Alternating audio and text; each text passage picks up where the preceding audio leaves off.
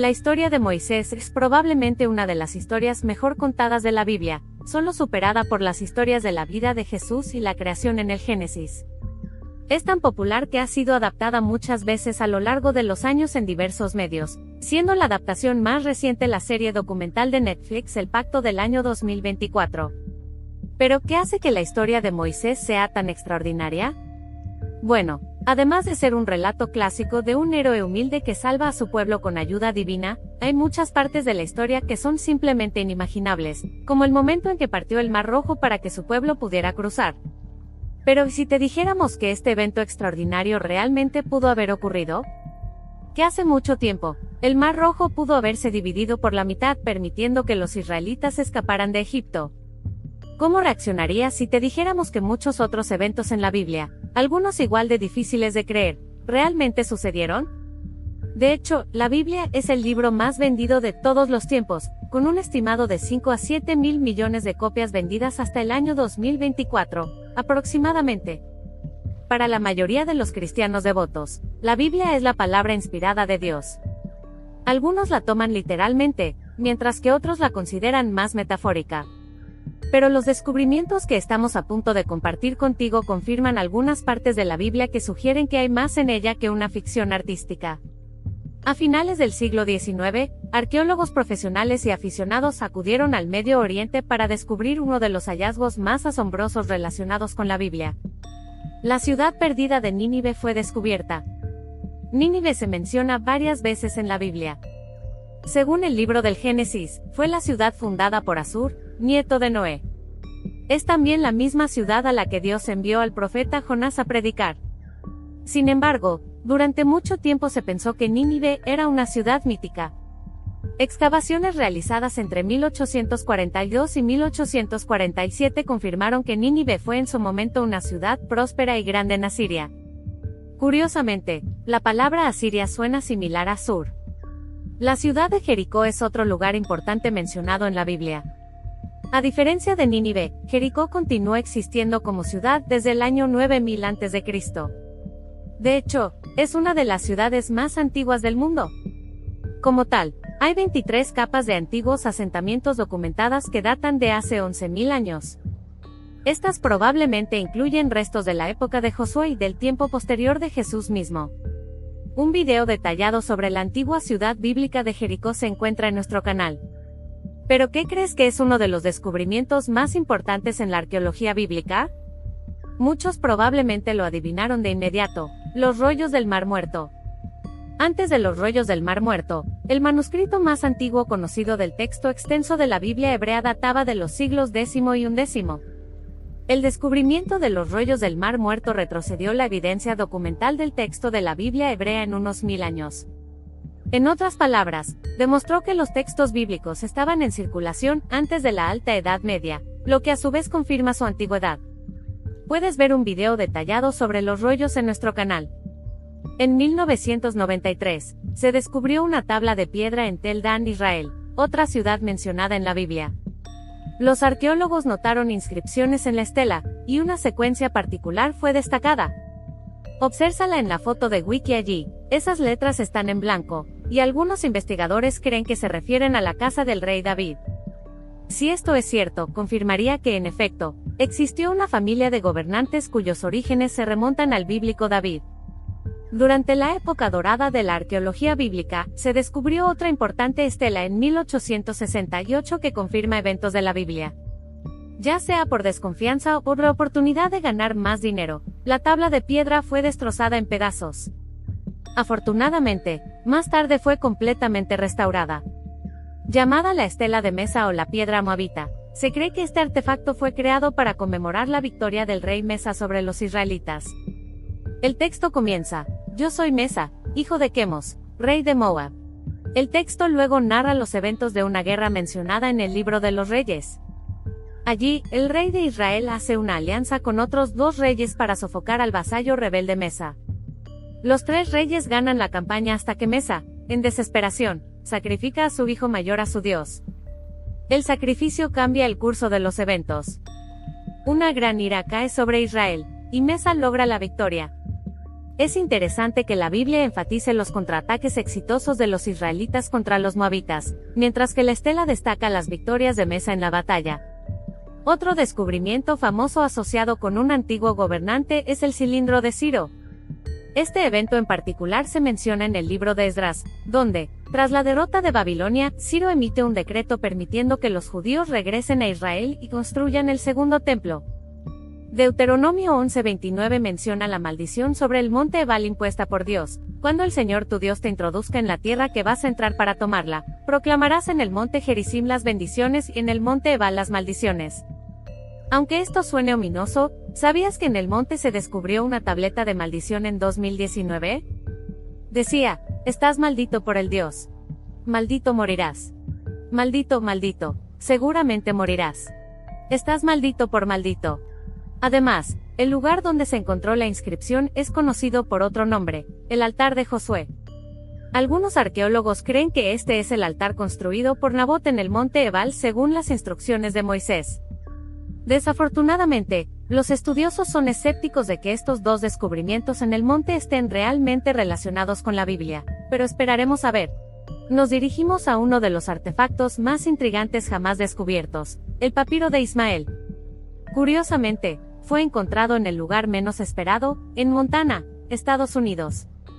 Un hombre desconocido de Montana recibió un pequeño pedazo de papel de su madre como herencia. Sin embargo, cuando el papel terminó en manos de un profesor, lo analizó y quedó sorprendido. Era un artefacto auténtico. Aún más sorprendente fue que la datación por radiocarbono y el estilo paleográfico dataron el descubrimiento en la época del primer templo, convirtiéndolo en uno de los artefactos bíblicos más antiguos que existen. El pedazo de papel es un fragmento de una carta escrita en papiro dirigida a una persona llamada Ismael. ¿Quién exactamente era este Ismael sigue siendo desconocido? Algunos creen que es el Ismael de Jeremías 40, quien derrocó a Gedalías, el primer gobernador de Judea bajo Babilonia. Otros artefactos también mencionan a un Ismael que descendía de una familia real, pero aún no está claro si esta es la misma persona. Hablando de los registros más antiguos, los rollos de Ketef y Non podrían tener el récord de los textos más antiguos que sobreviven relacionados con la Biblia hebrea. Los rollos datan del año 600 a.C. y contienen texto que corresponde al libro de Números. Al igual que los rollos del Mar Muerto, los rollos de Ketef y Non, descubiertos en 1979, trasladan la existencia de los manuscritos hebreos a un periodo aún más temprano. Esto solo muestra que partes de la Biblia ya estaban en uso incluso antes del nacimiento de Cristo, confirmando la antigüedad y continuidad del texto. ¿Sabías que las ruinas de Cafarnaúm, un lugar frecuentemente mencionado en la Biblia, todavía existen hoy en día? Fueron descubiertas en 1838. En la Biblia, Cafarnaúm es una aldea pesquera ubicada a orillas del mar de Galilea, donde Jesús fue y se reunió con algunos de los apóstoles. Sin embargo, Jesús reprende un poco el lugar por rechazar su enseñanza. No obstante, se cree que eligió esta ciudad como el centro de su ministerio para llegar a más personas. La casa de Pedro también está ubicada en Cafarnaúm, y los arqueólogos la han descubierto en una zona de la localidad. Había edificios colapsados y un patio, que es donde se encontraba la casa de Pedro. Durante siglos, incluso después de la muerte de Cristo, esta casa fue venerada por todos y fue renovada muchas veces. Más tarde, se construyó una iglesia sobre ella. Aún más intrigante, los arqueólogos descubrieron una inscripción en la pared que incluía el nombre de Pedro. Hablando de nombres inscritos en superficies, otro gran descubrimiento en las últimas décadas ha sido la confirmación de que Poncio Pilato realmente existió. En 1961, se descubrió un bloque de piedra grabado con el nombre de Poncio Pilato en Cesarea, Israel. También incluye su título, prefecto de Judea. Lo que hace tan significativa este descubrimiento es que hasta ese momento, Pilato solo había sido mencionado en la Biblia, textos apócrifos y breves notas de algunos historiadores. La presencia de un artefacto material que lo menciona directamente y está fechado en la época de Jesús solo confirma aún más los eventos mencionados en los Evangelios. El libro de Crónicas describe cómo Ezequías excavó un túnel para prepararse para la invasión de Sennacherib y para proporcionar agua a su ciudad. No se había encontrado tal túnel, al menos no hasta 1838, cuando los exploradores encontraron uno en lo que hoy es Siloán, Jerusalén. Tenía 530 metros de largo. Históricamente, esta estructura proporcionaba agua a Jerusalén desde el manantial de Gijón. Hoy en día, el sitio está abierto al público. Uno de los mayores eventos en el Antiguo Testamento fue el Gran Diluvio, que destruyó el antiguo mundo en el tiempo de Noé. Es difícil imaginar cómo la tierra fue engullida por enormes inundaciones hasta el punto de que incluso las montañas estaban prácticamente bajo el agua. Pero ¿sabías que el Gran Diluvio probablemente fue una verdadera catástrofe que ocurrió en tiempos antiguos? Existen varias teorías que podrían respaldar la narrativa. Una es que el diluvio no fue mundial, sino regional. En particular, la región del Levante podría haber sufrido eventos catastróficos cuando los ríos Tigris y Éufrates se desbordaron. Otra versión es que las inundaciones afectaron al Mediterráneo y al Mar Negro. Incluso si el diluvio se confinó a un lugar específico, en términos de las consecuencias que tuvo y la magnitud de todo el evento, debió haber sido un verdadero cataclismo. La otra teoría es que un cometa pudo haber impactado los mares y causado inundaciones generalizadas. No hay evidencia directa para probar que tal evento ocurrió hace menos de 10.000 años, pero podría ser posible. Después de todo, sabemos lo que le pasó a los dinosaurios, ¿verdad? También vale la pena señalar que el fin del Dryas reciente, hace unos 11.000 años, podría haber significado un aumento en el nivel del mar globalmente. Durante el Dryas reciente, el planeta estaba más frío y cubierto por más de 6.000 millones de metros cúbicos de hielo en comparación con hoy. El derretimiento de todo ese hielo significaría enormes inundaciones por todas partes. Un video detallado sobre la inundación comprobada del Mar Negro se puede encontrar en nuestro canal. Hablando de inundaciones masivas que abarcan continentes enteros, ¿qué tal el mar dividiéndose en dos? Sí, finalmente hemos llegado al tema de la introducción. Uno de los grandes momentos destacados de la historia de Moisés es cómo lideró a los israelitas esclavizados hacia la libertad. Luego, Dios le da instrucciones para realizar milagros. Cuando el faraón se negó a dejar ir a los israelitas, Dios envió las 10 plagas sobre los egipcios. Luego, cuando el faraón, a regañadientes, dejó ir a los esclavizados pero comenzó a perseguirlos con furia, Dios ayudó a Moisés a dividir el Mar Rojo en dos para que pudieran cruzar con seguridad. Una vez que cruzaron con éxito, el mar volvió a su estado normal, tragó a los egipcios perseguidos en las profundidades acuáticas. Todo lo que Moisés y Aarón hicieron con la ayuda de Dios fue nada menos que milagroso. Para la visión secular moderna, esto es imposible, pero lo es. Veamos el pasaje de Éxodo. Entonces el Señor le dijo a Moisés, extiende tu mano sobre el mar para que las aguas vuelvan sobre los egipcios, sus carros y sus jinetes. Los egipcios corrieron hacia él, y el Señor los arrastró. Las aguas volvieron y cubrieron los carros y los jinetes, todo el ejército del faraón que había seguido a los israelitas al mar. Ninguno de ellos sobrevivió. En 2010, simulaciones por computadora realizadas por científicos estadounidenses mostraron cómo el movimiento del viento literalmente separaría las aguas y crearía un puente de tierra. En su simulación, vientos de 100 kilómetros, 63 millas, por hora podrían empujar el agua fuera de un lecho de río al apartarla. Las personas podrían cruzar con seguridad los llanos de barro durante varias horas.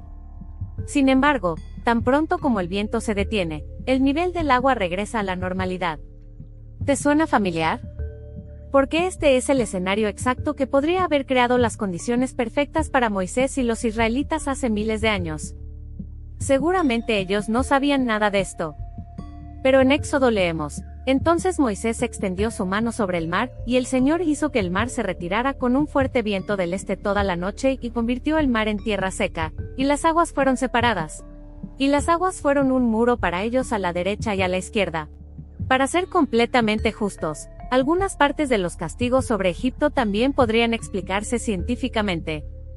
Es difícil explicar la plaga de los primogénitos de forma natural, pero algunos argumentan que aún podría ser una consecuencia del Nilo tóxico. Ya sea un fenómeno natural o intervención divina, el hecho es que la ciencia respalda la posibilidad de estos eventos en cierto grado. La arqueología bíblica sigue evolucionando hoy en día. Los descubrimientos que se han hecho solo muestran que sabemos tan poco sobre nuestro propio pasado, y las cosas que negamos como irreales podrían en realidad ser hechos históricos verdaderos.